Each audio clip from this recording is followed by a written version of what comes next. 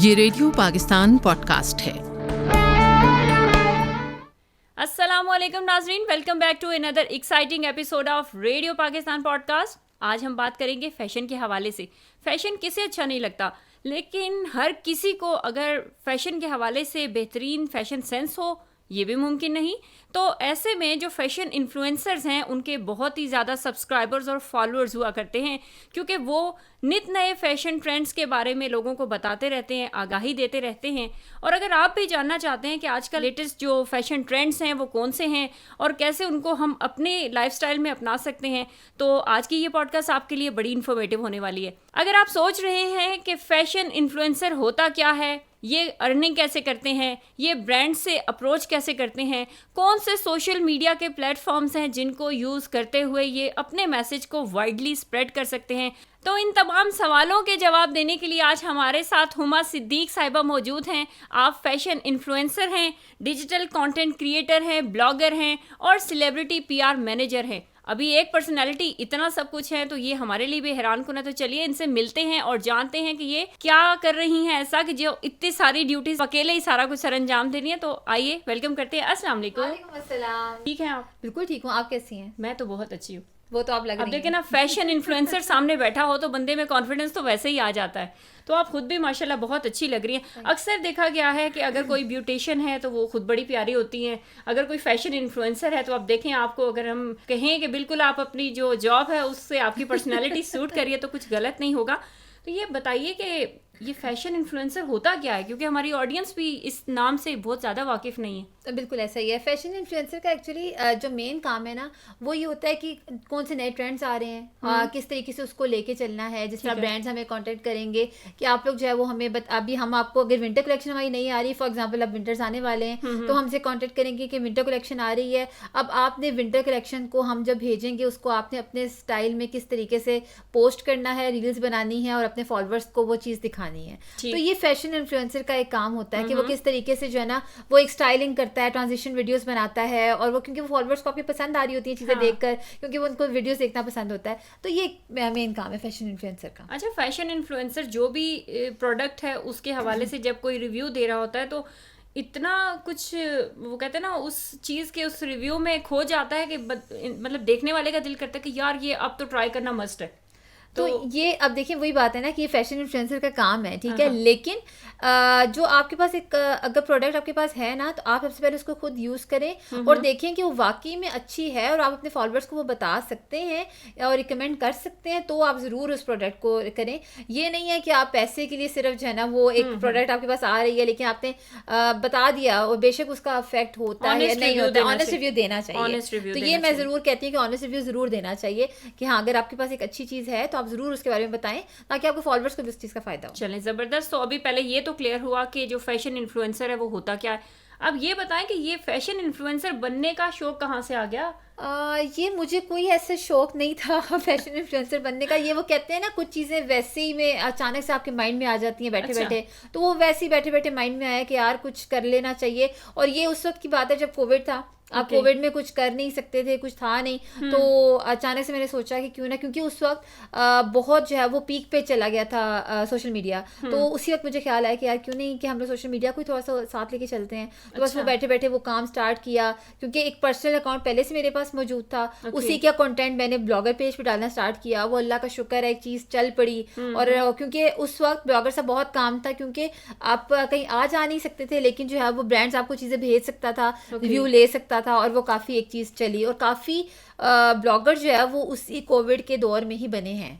अच्छा, हाँ वाह, क्योंकि टाइम भी बहुत ज्यादा होता था काफी टाइम, क्योंकि लोग फारिग थे ना, क्योंकि छुट्टियां भी थी, रेस्टोरेंट्स भी बंद हैं, पार्क भी बंद हैं, कोई ऐसी प्लेस भी नहीं है। तो इस वजह से फिर लोगों के पास एक ही काम था कि वो सोशल मीडिया के साथ इन टच रहे। उन्होंने अपना 100% लोगों ने कुछ दिया भी वहाँ पर, तो उसका उनको रिजल्ट भी मिला। नहीं, और ये बड़ी जबरदस्त चीज हुई है। कहते हैं ना जो होता है अच्छे के लिए होता है। कोविड ने हमें बहुत सारे सबक भी दिए हैं, लेकिन ये एक अपॉर्चुनिटी भी बहुत जबरदस्त, ये बहुत सारे के, और खास तौर पे जो यंग जनरेशन उसको बड़ी अच्छी अपॉर्चुनिटी दी है कि वो अपने बलबूते पे अपना पेज है ना, उनका अपना पेज है, उसके ऊपर आप अपनी मर्जी से कुछ भी कर सकते हैं, लेकिन उस लिमिट में रह के और उस चीज को बीच में लेके उनके रूल्स एंड रेगुलेशन के हिसाब से करके सब कुछ कर सकते हैं आप। बिल्कुल। और वही बात है कि जितने भी ऑनलाइन डिजिटल प्लेटफॉर्म्स हैं हैं उनको आप किस तरह पॉजिटिवली यूज़ कर सकते हैं, कैसे अपने लिए उससे फ़ायदा उठा सकते हैं और कैसे आप उनसे फ़ायदा उठाते हुए दूसरों के लिए फ़ायदेमंद साबित हो सकते हैं। सो ये बड़ी ज़बरदस्त चीज़ है। अच्छा ये बताएं कि अगर कोई फैशन ब्लॉगर फैशन इन्फ्लुएंसर बनना चाहता है तो क्या क्या करना होता है? मतलब ठीक है, आपने कोविड में बताया कि आपको एक मैक्सिमम टाइम मिला हुआ था और आप उसमें कर पाई हैं, लेकिन आजकल का जो वक्त है हमारे पास तो मल्टीटास्क होते हैं, तो अगर कोई बनना चाह रहा है तो कैसे? अब देखिए मैं उसमें एक चीज़ ज़रूर बोलूँगी, कुछ लोगों को होता है कि ना हमें वो कहते हैं ना कि एक ही रात में फेम मिल जाए, तो ऐसा नहीं होता, आपको बड़ी मेहनत करनी पड़ती है। और अब जब मैंने स्टार्ट किया था, मैं हमेशा एक चीज़ बोलती हूँ, मैंने स्टार्ट किया था तो मेरे पास एक प्रोडक्ट रिव्यू के लिए आया था और उसके डिलीवरी चार्जेस मैंने खुद दिए थे। अच्छा, डिलीवरी चार्जेस मैंने खुद दिए थे, खुद से खरीद कर आपने रिव्यू भी दिया? उसका रिव्यू किया था कि जब मैंने स्टार्ट किया था तो वो इस लेवल पे मैंने स्टार्ट किया था कि मुझे ये भी नहीं पता था कि मैंने आगे क्या करना है, क्योंकि मैं बिल्कुल इतना स्टार्ट था मेरा कि मुझे कुछ भी नहीं पता था कि मैंने किस तरह से रिव्यू करना है, मैंने किस एजेंसी के साथ काम करना है, मैंने आगे किस तरह लेके चलना है। और आज अल्लाह का शुक्र है कि वो लोग मुझसे कॉन्टेक्ट कर रहे होते हैं कि हमें किस तरीके से काम करना है। तो ये बहुत आहिस्ता आहिस्ता चीज़ें चलती हैं, लेकिन उसको टाइम चाहिए काम करने के लिए। तो वो जो पहला प्रोडक्ट आपके पास आया था उस वक्त आपके माइंड में क्या थॉट्स थी? मतलब पहली दफा आप रिव्यू देने जा रही हैं, वो कोई ब्यूटी प्रोडक्ट था, वो कोई एक फेस वॉश था वो। हाँ, एक फेस वॉश था और मुझे अभी भी याद है, क्योंकि आपके जब आपने स्टार्ट एक चीज़ की होती है ना तो आपको माइंड में रहती है कि आपके पास वो क्या चीज़ एक आई थी, आपने स्टार्ट की थी वहाँ से। तो मेरे पास एक फेस वॉश है जिसका मैंने रिव्यू करना था और वो रिव्यू मैंने किया। उसके बाद वो आहिस्ता आहिस्ता चीज़ें चलती रही, काफ़ी चीज़ों का मैंने रिव्यू किया। अब तो खैर पेड रिव्यूज़ होते हैं, तो मैंने बहुत फ्री काम किया है, मतलब वो मैंने 5-6 मंथ्स मैंने बहुत फ्री काम किया। लेकिन वो कहते हैं ना कि आपको अपना वर्क हार्ड एक चीज़ के लिए देना पड़ता है, तो मैंने अपना 100% वहाँ पर दिया हुआ है। ज़बरदस्त। अच्छा ये बड़ा बहुत ही ज़्यादा अहम है कि अगर आपने कहीं किसी फील्ड में अपना नाम पैदा करना है ना, तो उस वक्त आपने ये देखना है कि आपकी प्रायोरिटीज़ हैं क्या, आप क्या पैसे के पीछे भाग रहे हैं या अभी आपने एक मकाम अपना बना लेना है। और फिर वही बात है, पैसा झक मार के आपके पीछे आ रहा होगा। सो हमारे जो नौजवान है अक्सर उनमें ये चीज़ देखी गई है कि वो बड़े शॉर्ट टाइम चीज़ों को प्लान कर रहे होते हैं ना। मैं भी आपसे यही बात कही थी कि उनको लगता है कि ओवरनाइट हमें फेम मिल जाएगा। ऐसा नहीं होता, आपको हर चीज़ के लिए। अब मुझे कुछ डीएम्स आ रहे होते हैं, आप लोगों को तो फ्री खाना मिल रहा होता है, ये चीज़ें फ्री मिल रही होती हैं, वो तो मैं उन्हें एक चीज़ बोलती हूँ कि ये सारा कुछ ना इतनी आसानी से नहीं होता। आपको हर चीज़ के लिए पहुँचने के लिए ना एक टाइम चाहिए होता है और वो उसके लिए बहुत मेहनत चाहिए होती है। तो आज अगर ये चीज़ें हैं तो उसके पीछे बहुत बड़ी मेहनत भी है जिसके लिए आप काम कर रहे होते हैं। और हम यही चाहते हैं अपनी ऑडियंस को और अपने व्यूवर्स को दिखाना चाहते हैं कि इन्होंने जो एज ए फैशन इन्फ्लुएंसर आज जो मकाम हासिल किया है उसके पीछे इनकी क्या क्या मेहनत रही है, क्या क्या मुश्किलात आई हैं, क्या चैलेंजेस इन्होंने देखे। तो ज़रूर कुछ अगर शेयर करना चाहें तो बताएं कि कैसे आपने स्टार्ट लिया। जैसे अभी आपने बताया कि फर्स्ट रिव्यू के लिए आपके पास जिस तरह प्रोडक्ट आई तो आपने पे करके किया। मैंने पे किया, मैंने डिलीवरी चार्जेस खुद दिए थे उसके और वो फिर मेरे पास आया। अब इसी तरीके से आगे कैसे बढ़ा? आगे भी इसी तरीके से हुआ। आगे भी मेरे पास कुछ इसी तरीके छोटी छोटी चीजें थी, लाइक वो छोटे छोटे टॉप्स आते हैं, चीजें आती हैं, ब्रेसलेट्स आते हैं। ज्वेलरी वालों ने भी राब्ता किया? हाँ, वो किया, वो ऑटोमेटिकली राब्ता होना स्टार्ट हो गया। लेकिन स्टार्टिंग में आपको ब्रांड के साथ खुद इन टच होना पड़ता है। ठीक। बाद में जब आप एक मकान पे जब पहुंच जाते हैं तब तो ब्रांड आपसे खुद कांटेक्ट कर रहा होता है, लेकिन स्टार्टिंग में आपको ब्रांड से खुद बात करनी पड़ती है। कैसे? मतलब एक आम इंसान ने, अब एक आम इंसान है, उन्होंने अगर अपना ब्लॉगर पेज बना लिया, ठीक है, उनके 10,000 फॉलोअर्स क्रॉस कर गए हैं। सो ये जरूरी है कि पहले आपका कोई पेज हो? बिल्कुल। और सबसे पहले उसका स्टार्टिंग ये है कि आपका एक पेज होना चाहिए, उसका बिजनेस अकाउंट होना चाहिए। बिजनेस अकाउंट के बाद या तो अगर आपको, आप अपने माइंड में एक चीज जरूर सेट कर लें, आपने फैशन इन्फ्लुएंसर बनना है, आपने ब्लॉगर बनना है, आपने ट्रैवल ब्लॉगर बनना है या आपने फूड ब्लॉगर बनना है। ये आपके माइंड में क्लियर होनी चाहिए चीजें। ये नहीं है कि आप वो आपके माइंड में चीजें क्लियर ही नहीं है, आपने करना क्या, बस आप शुरू कर दें। ऐसा नहीं है कि माइंड में इतने क्लियर है। पहले प्लान करें और फिर शुरू करें। आप पहले प्लान करें कि आप, और दूसरी बात ये कि आप किस में कंफर्टेबल हैं, ये भी आपको पता होना चाहिए कि मैं इस चीज में कंफर्टेबल हूँ, मैं आगे कर लूंगा, ये कर लूंगी। ठीक। तो इस तरीके से करें, एक ब्लॉगर पेज अपना बनाएं, उसके बाद उसको बिजनेस अकाउंट बनाएं, उसके बाद आप उसको स्टार्ट करें। लेकिन पहले, क्योंकि स्टार्टिंग में तो आपको कुछ भी नहीं मिलेगा, आपको स्टार्टिंग में अपना कंटेंट खुद बनाना पड़ेगा, खुद आपको रिव्यूज करने पड़ेंगे। उसके बाद फिर ब्रांड के साथ आप एक बड़ा सर्टेन एक मैसेज होता है जो आप एक ब्रांड को कॉन्टेक्ट करने के लिए एक मैसेज करते हैं, उनको एक भेजते हैं। उसके बाद वो फिर आपसे कॉन्टेक्ट करते हैं। अगर तो उनके साथ आप लोगों की एक बार्गेनिंग हो जाती है अच्छी वाली, तो वो फिर आपको प्रोडक्ट भेजते हैं और आप उसका रिव्यू करना स्टार्ट कर देते हैं। तो ये इस तरीके से चीजें चलती हैं। ठीक है, जबरदस्त। अच्छा, अगर किसी ने अगर स्टार्ट लेने के लिए कोई हिम्मत करके किसी से बात कर ली और आपको ब्रांड ने कांटेक्ट कर लिया और आपको अपना एक प्रोडक्ट दे दिया, अब रिव्यू देने की बारी आई है, तो किस लेवल तक आप, मतलब एक तो हमने कहा ना ऑनेस्ट रिव्यू दें। अब यूज़र को जो भी रिव्यू देने जा रहा है उसे पसंद ही नहीं आया, लेकिन उसने पैसे पकड़ लिए हैं, अब क्या करेंगे? मतलब अब फिर वो क्या करे? अब स्टार्टिंग में तो देखिए, स्टार्टिंग में तो आप पैसे नहीं पकड़ सकते, पहली बात, ठीक है। स्टार्टिंग में तो आपको कभी पैसे नहीं मिलेंगे, ये तो पहली बात बड़े मैं क्लियर बता दूं, क्योंकि कुछ लोगों को ये होता है कि नहीं, जैसे शायद आज हमने ब्लॉगर पेज बनाया, मैं कल पैसे मिलना शुरू हो जाएंगे, ऐसा नहीं होता, ठीक हो गया।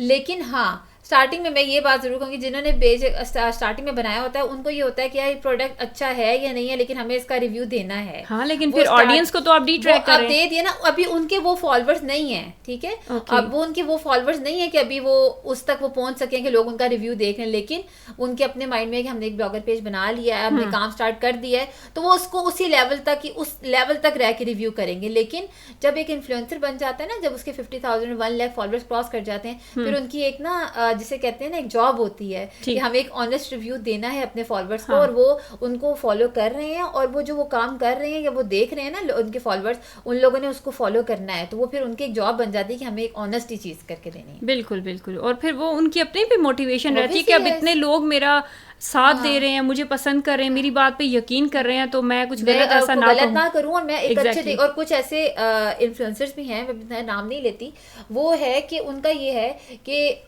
मैं अपने पेज से बेशक मुझे पैसे मिल जाएं 60-70 हज़ार 1 लाख रुपए मिल जाए, लेकिन मैं अगर मुझे ब्रांड पसंद नहीं है तो मैं उसको नहीं शॉर्ट आउट दे सकती, क्योंकि मेरे फॉलोअर्स मुझे भरोसा करें, लेकिन मुझे वो ब्रांड पसंद नहीं है। हाँ, यही मेरा क्वेश्चन था कि ऐसे में बंदा क्या करे कि भाई ठीक है, आपको पेमेंट भी मिल रही है और आप उस पर रिव्यू देना भी चाहते हैं, लेकिन आपको वो प्रोडक्ट पसंद नहीं आया, दिल नहीं मान रहा होता। कुछ हैं ऐसे इन्फ्लुएंसर्स जो कि पेशे मिल रहे हैं, लेकिन अगर उनको वो सेटिस्फेक्शन नहीं है, वो नहीं देते, वो कहते हैं नहीं हम नहीं देते, क्योंकि हम पर एक ट्रस्ट है ना, तो हम वो ट्रस्ट नहीं तोड़ सकते अपने। एग्जैक्टली ज़बरदस्त। सो ऐसा ही होना चाहिए मेरे ख्याल में, क्योंकि बहुत से लोग आपके कहे पे, आपकी बातों पे यकीन करते हुए वो अगर कोई प्रोडक्ट लेते हैं और वो उसको साइड इफेक्ट कर जाती है या रिएक्शन कर जाती है, तो वो फिर अब देखिए मैं यहाँ पे अगर आपको ऐड अप करूँ चीज़ों को, जिस तरह एस्थेटिक क्लिनिक है, ठीक है। अब एक अगर इन्फ्लुएंसर ना एक एस्थेटिक क्लिनिक पे रहेगा ना, तो उसके फॉलोअर्स को एक ट्रस्ट रहेगा कि यार ये एक ही जगह पे जाता है, तो हमें भी इस चीज़ को होना चाहिए कि वो बंदी जा रही है या जा रहा है, तो इसका मतलब है कि उसका कोई पॉजिटिव है। कुछ ऐसे इन्फ्लुएंसर्स हैं जो कि आपको हर क्लिनिक पे नजर आते हैं। अच्छा। फिर वो ना उनका एक जो उनके फॉलोअर्स का ट्रस्ट लेवल है ना, वो गिर जाता है। वो कहते हैं हम किसको ट्रस्ट करें, हम इसको करें, इसको करें, इसको करें। ओके। तो ये चीज़ मैं बड़ी इस चीज़ के वो हूँ कि नहीं, अगर आप एक जगह पे हैं तो आप एक जगह पे रहें, आपके पास अपॉर्चुनिटी, मेरे पास, मैं अगर एक को रिव्यू कर रही हूँ ना, तो मैं एक ही को कर रही हूँगी, लेकिन ये मेरे पास 1000 अपॉर्चुनिटीज आ रही होती हैं जाने की, लेकिन मैं नहीं जाती। तो मेरा अगर एक पे ट्रस्ट है तो मैं उसी को भी ट्रस्ट करूँगी। ज़बरदस्त। अच्छा ये बताएं कि as a fashion influencer earning कहाँ से होती है? फैशन इन्फ्लुएंसर की अर्निंग जो है वो हमें मोस्टली इवेंट्स पे जाकर होती है। इवेंट्स में हम लोगों ने अपना एक बजट इन्फ्लुएंसर्स ने रखा हुआ होता है। अगर हम एक ब्रांड देता है, प्रोडक्ट्स भेजता है, जो भी होता है, उस पर एक होता है हमारी स्टैटिक पोस्ट की एक ये पेमेंट है, हमें जो ये पेमेंट होगी हमें या मिलेगी, जो भी होगी, ठीक हो गया। स्टैटिक पोस्ट, रील और स्टोरी शॉर्ट आउट, इस सब की पेमेंट अलग अलग होती है। तो ये यहाँ से जो एक इन्फ्लुएंसर की जो पेमेंट है वो यहाँ से आती है। अच्छा, ज़बरदस्त। यानी कि इस फील्ड में मार्जिन है, अगर लोग आना चाह रहे हैं तो आ सकते हैं। बिल्कुल। अब कुछ ऐसे इन्फ्लुएंसर्स हैं जो एक फीड पोस्ट का 5-5 लाख रुपया चार्ज कर रहे हैं। ओके। 5-5 लाख, तो वो महीने का लाखों रुपया कमा रहे हैं। ठीक, ज़बरदस्त। अच्छा, क्या कहना चाहेंगी नए आने वालों को जो इस फील्ड में आना चाहते हैं? वही जो मैंने अभी थोड़ी देर पहले बात की थी कि आपको हर काम के लिए हार्ड वर्क चाहिए। आप ओवरनाइट फेम नहीं ले सकते कभी भी, तो आप थोड़ा सा शॉर्टकट्स ना लें। हाँ। आप मेहनत करें, आप अपने माइंड को अच्छा, कुछ लोग ऐसे होते हैं ना कि वो आज उन्होंने रील डाली है, उसको अगर रिव्यू नहीं आया, व्यू आया, तो वो ना डिसहार्ट हो जाते हैं। ठीक है, लेकिन डिसहार्ट होने की जरूरत नहीं है। आप अपनी मेहनत कर रहे हैं ना, आपको पता है कि हम काम कर रहे हैं। आप आज नहीं, 1 महीने के बाद नहीं, 2 महीने के बाद नहीं, आपको उसका रिजल्ट जरूर मिलेगा। अच्छा। तो आप उसको थोड़ा सा जारी रखिए। हाँ, जारी रखिए, कंसिस्टेंसी इंपॉर्टेंट, बिल्कुल रखिए। कुछ लोग बिल्कुल वो छोड़ देते हैं उसको। हाँ। अब एक फैशन इन्फ्लुएंसर भी है ना, उसको भी डेली के हिसाब से पोस्टिंग करनी पड़ती है अपने पेज के ऊपर। हमें वहाँ पे कांस्टेंट रहना पड़ता है। हमें ये नहीं है कि हमने एक डाली है तो हमें 1 हफ्ते के बाद दूसरी डालेंगे, ऐसा नहीं है। हमें एक रील, एक पोस्ट डेली डालनी पड़ती है, क्योंकि हमें एंगेजमेंट रखनी पड़ती है अपने फॉलोअर्स के साथ। उनको एंगेज करना पड़ता है, और वो वेट कर रहे होते हैं, वो वेट कर रहे होते हैं कब आए स्टोरी। अब मैं अगर कुछ दिन, 1 आध दिन में कुछ बिजी थी, मैंने अपनी स्टोरी डाली, तो वो मुझे डीएम से एक भर चुके थे, मैम आपकी स्टोरी नहीं आई, आज स्टोरी नहीं आई, क्यों नहीं डाली, क्या हो गया। तो वो ये लोग वेट कर रहे होते हैं कि अब तक। बिल्कुल बिल्कुल, तो ये चीजें एक एतबार बन चुका होता है ना आपके साथ। अच्छा, कैसे एक आम इंसान या ग्रुप ऑफ पीपल, जैसे हम कहें यंग लड़कियां, कैसे इस बात का तयन करें कि हम पर कौन सा जो ट्रेंडिंग फैशन है वो सूट करेगा? देखिए हर इंसान की ना बॉडी शेप अलग होती है, उसको वो पता होता है, ये नहीं है कि उसको पता नहीं है। अब एक इंसान है मिरर में जब अपने आप को देखता है उसको पता है कि मैंने ये कपड़ा पहना है ना, मुझ पे अच्छा लग रहा है कि नहीं लग रहा, ठीक है। कुछ लोग ऐसे होते हैं कि वो ना फैशन के पीछे भाग के जो फैशन आया वो पहन लिया, वो उस बंदे पे अच्छा लग रहा है या नहीं लग रहा, उसने उसको पहनना है क्योंकि वो फैशन में है। तो आपको अपनी बॉडी के हिसाब से अपना देख के करना चाहिए कि आपने यार आप पे क्या चीज सूट करी है वो पहने। अब कुछ लोग बल्कि होते हैं ना, उनको ये चाहिए कि आप फ्रॉक्स, लॉन्ग फ्रॉक्स पहने, खुले घेरे वाले कपड़े पहने, उनके ऊपर सूट करते हैं। अब हर इंसान की अपनी अपनी एक है ना बॉडी शेप, तो उसके हिसाब से पहने। So, इसमें उनका जो मोटापा है वो छुप जाता है, वो अच्छे, वो एक अच्छी शेप में जब वो लग रहे हैं। और जो छोटे कद के लोग हैं उनको किस तरह के ड्रेसेस पहनने चाहिए? आई थिंक जो छोटे कद के लोग हैं वो हाँ हील्स पहने, ब्लॉक हील्स पहने, फ्लैपर्स पहने, उनको बड़े सूट करेंगे। वो एक लेंथ आपकी, खास तौर पे अगर किसी की शॉर्ट लेंथ है, वो अगर लंबी लेंथ वाली शर्ट पहनेगा ना उसकी हाइट लंबी लगती है। ओके, और वो अच्छा। अगर हाँ, और खास तौर पे अगर वो थोड़े से अपने बालों को जब वो बनाएगा, वो थोड़ा सा यहाँ पफ देगा ना, उससे भी उनकी हाइट बड़ी लगती है। ओके, चलें, ये भी ज़बरदस्त हो गया। ये बताइए कि जो आजकल ट्रेंडिंग फैशन है, कौन से ऐसे इन है जो मतलब अपनाए जा सकते हैं? मतलब अभी कमिंग सीजन को भी ले लें। कमिंग सीजन में भी ये है कि लॉन्ग शर्ट्स जो है वो बहुत ज़्यादा इने हुई हुई हैं, क्लॉट्स बहुत ज़्यादा इने हुए हैं, खुले ट्राउजर्स हुए हैं, उसके साथ शॉर्ट शर्ट्स, क्लॉट्स, वो बहुत आजकल लेना है। अभी मैंने एक ब्रांड पे देखा है, अभी उन्होंने अपनी विंटर कलेक्शन निकाली है, उसमें शॉर्ट शर्ट है और नीचे क्लॉट्स हैं उसके, वो बहुत अच्छा उनका एक अभी विंटर कलेक्शन का निकला है। उसके अलावा लॉन्ग फ्रॉक्स दोबारा इन हो चुके हैं क्योंकि फेस्टिवल सारा सीजन चल रहा होता है। लॉन्ग फ्रॉक्स, उसके साथ ट्राउजर्स, साड़ियाँ आजकल बहुत इन हुई हुई हैं। और आजकल क्योंकि फेस्टिवल चल रहे हैं तो लोग साड़ियों की तरफ बहुत ज़्यादा जा रहे हैं, बहुत ज़्यादा लोगों ने साड़ियाँ पहनी हुई हैं। तो इस तरह के बहुत सारे फैशन जो है इस वक्त जो है वो इन है, खुद से बहुत ज़्यादा आजकल, बल्कि वो लोगों ने लॉन्ग फ्रॉक के साथ ट्राउजर साथ खुद से मैचिंग, और ये बहुत सारी चीज़ें आजकल इन है। एक फैशन इन्फ्लुएंसर और एक celebrity PR manager, so what is this? अच्छा, अब ये ऐसा है क्योंकि कोई बहुत कम कोई ऐसा कोई फैशन इन्फ्लुएंसर होगा जो सेलिब्रिटीज़ की पीआर को भी मैनेज कर रहा होगा। तो सेलिब्रिटीज़ की पीआर का कुछ काम इस तरीके से आपका होता है कि एक ब्रांड ने मुझसे कांटेक्ट किया, या एक जो खास तौर पे एक सेलिब्रिटी हैं उनके साथ मेरी एक कनेक्शन है, या मैं उनकी पीआर मैनेजर हूँ, तो ब्रांड के साथ और उन दोनों को आपस में कनेक्ट करने वाली बीच में मैं होती हूँ। ठीक हो गया। अगर एक ब्रांड ने मुझसे बात की है कि यार ये प्रोडक्ट है हमारा और ये हमने सर से जो है वो शाउट आउट करवाना है या मैम से शाउट आउट करवाना है, आप हमें बता दें उनकी रेट लिस्ट क्या है। अब मैं सर से पूछूंगी आपकी रेट लिस्ट क्या है, ब्रांड मुझे बताएगा हमारा बजट ये है, सर बताएंगे मेरा बजट ये है। अब उन दोनों को बीच में एक जगह पे लेकर आना मेरा काम है, फिर उनसे फिर रिव्यू करवाना, फिर पोस्टिंग करवानी, किस तरीके से पोस्टिंग करवानी है, कब करवानी है और किस तरीके से पेमेंट का सारा काम होना है। तो ये काम सारा मेरा होता है। अच्छा, जबरदस्त, तो काफी इंटरेस्टिंग काम है ना? हाँ, बहुत ज्यादा, क्योंकि वो सेलिब्रिटी से काम करके, क्योंकि सेलिब्रिटीज ऑटोमेटिकली बड़े प्रोफेशनल होते हैं और उनके साथ काम करके ना वो और आप बहुत कुछ सीख रहे होते हैं। हमने शायद बहुत कम चीजें इतनी खुद की हुई होती हैं, लेकिन सेलिब्रिटी के साथ काम करके आप बहुत सारी चीजें सीख रहे होते हैं क्योंकि उनका एक बहुत बड़ा एक्सपीरियंस होता है काम करने का, तो उनके साथ बड़ा मजा आता है। तो आप हुमायूं अशरफ के साथ? मैं हुमायूं अशरफ सर के साथ होती हूं। कैसा लग रहा है ये उनके साथ है कि बहुत अच्छा लगता है मुझे, क्योंकि एक तो वो खुद बहुत प्रोफेशनल काम करते हैं। उनका अगर कोई ड्रामा भी अगर आप लोग देखें तो वो मतलब कि एंड लेवल तक इनकी प्रोफेशनलिज्म होती है। No doubt, he is a very good actor. तो इसी तरीके से वो पीआर का काम भी एक बड़ा अच्छे लेवल पे रह के हर तरीके से मतलब डील अच्छी तरीके से होके, तो मुझे बड़ा मजा आता है सब काम। जबरदस्त। अच्छा, अक्सर जो लोग मीडिया में होते हैं या फैशन इंडस्ट्री में होते हैं, उन खवातीन को काफ़ी ज़्यादा क्रिटिसिज्म का सामना करना पड़ रहा होता है। आप क्या उनके लिए कोई मैसेज देना चाहेंगी कि जो इस फील्ड में आ चुकी हैं या आ रही हैं, तो कैसे खुद को स्ट्रॉन्ग रखें, कैसे इस फील्ड में खुद को जो है ना वो कायम रखें? मैं ज़रूर एक बात बोलूँगी कि आपको अगर लगता है ना कि आप काम ठीक कर रहे हैं तो आप उसको ना उस कॉन्फिडेंस के साथ काम करें अपना।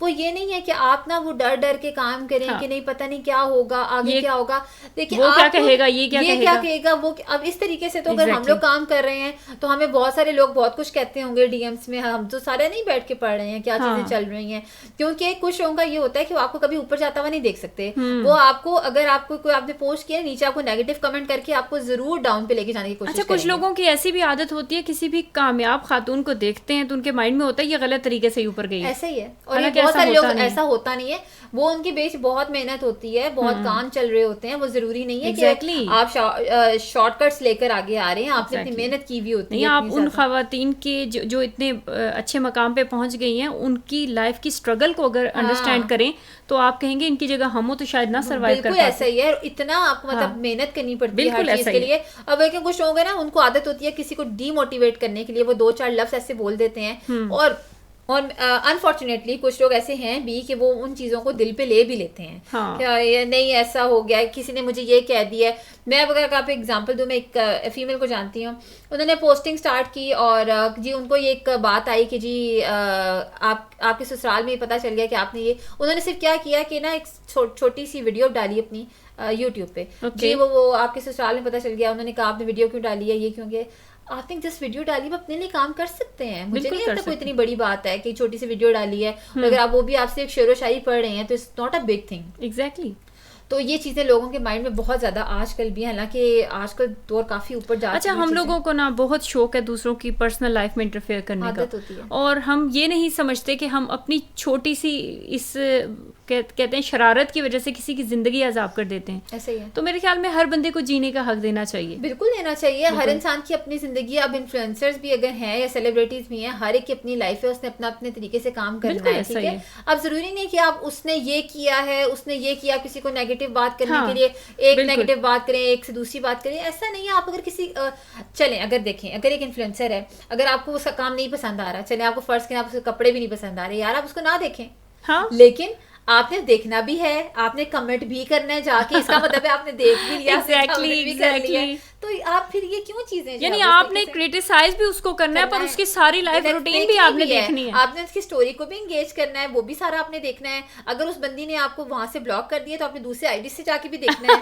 अच्छा, इनडायरेक्टली कहा जाए तो ये गलत ना होगा कि वो भी किसी ना किसी तरह आपके फैन होते हैं। हाँ, होते तो वही है, वो आपको फॉलो तो कर रहे हैं, उन्होंने बस आप ही वो क्रिटिसिज्म करना है और बोलना है कुछ ना कुछ। हाँ, बस चले, ये फिर वहीं पे बात आती है, तरबियत मैटर करती है। तरबियत मैटर करेगी, और फिर आप घर से अच्छी तरबियत लेकर आए तो आप किसी को भी उसी तरह से ट्रीट करेंगे। बहुत शुक्रिया, आपने हमें टाइम दिया और हमारे नाजरीन के लिए इतने अच्छे पैगामात दिए, नई चीज़ों के हवाले से हमें बताया, और हम उम्मीद करते हैं कि आज की इस पॉडकास्ट से आपने बहुत एंजॉय भी किया होगा, आपको नए फैशन ट्रेंड्स के बारे में सीखने को भी बहुत कुछ मिला होगा। मुझे दीजिए इजाज़त, मिलते हैं किसी नेक्स्ट पॉडकास्ट में, तब तक के लिए अल्लाह हाफिज़।